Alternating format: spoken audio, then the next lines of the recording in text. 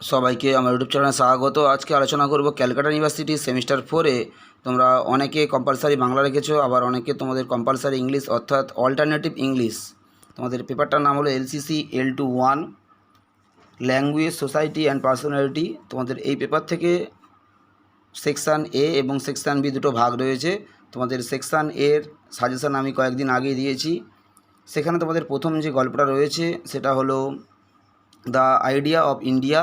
এখান থেকে তোমাদের আমি সাজেশানে দুটো 15 নম্বরের প্রশ্ন দিয়েছিলাম। তার মধ্যে থেকে আজকে তোমাদের প্রথম যে 15 নম্বরের প্রশ্নটা রয়েছে তার উত্তর আজকে ভিডিওতে তোমাদেরকে আমি দেবো। তোমরা প্রথম থেকে শেষ পর্যন্ত দেখতে থাকো। দ্য আইডিয়া অফ ইন্ডিয়া,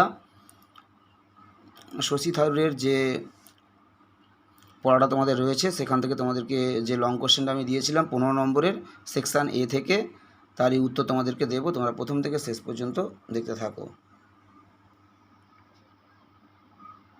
প্রশ্নটা তোমাদের নানা রকমভাবে ঘুরিয়ে আসতে পারে, তাই আমি তোমাদেরকে 3টে প্রশ্ন এখানে লিখে দিয়েছি এবং তার নিচে বাংলা মিনিংও আমি তোমাদেরকে লিখে দিয়েছি। তোমরা খুব ভালো করে দেখবে। যেহেতু প্রশ্নটা 15 নম্বরের প্রশ্ন, তাই উত্তরটাও মোটামুটি তোমাদের যথেষ্ট বড় উত্তর রয়েছে।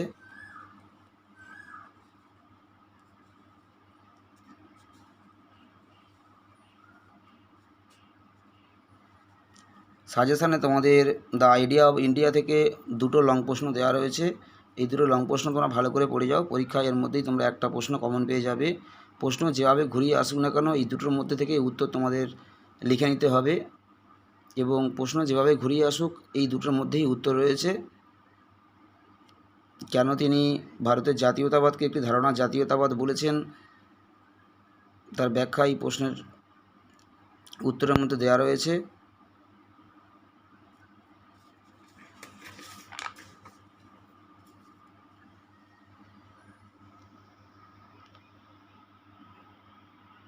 ভালো করে তোমরা উত্তরগুলো দেখবে। কোনো ভৌগোলিক অঞ্চল, কোনো ধর্ম, কোনো ভাষা কিভাবে একটা দেশের তোমাদের জাতীয় পরিচয় গঠন করতে পারে না।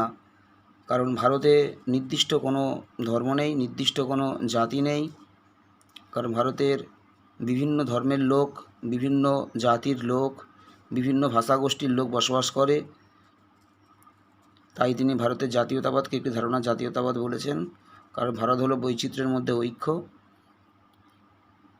এই উত্তরটার ব্যাখ্যা তোমাদের এখানে দেওয়া রয়েছে প্যারা প্যারা করে। আমি যেভাবে প্রতিটা প্যারা আলাদা আলাদা করে দিয়েছি, তোমরা পরীক্ষায় ঠিক প্রতিটা প্যারা একই রকমভাবে আলাদা আলাদা করে লিখবে, তাহলে উত্তরটা আরও খুব সুন্দরভাবে তৈরি হবে।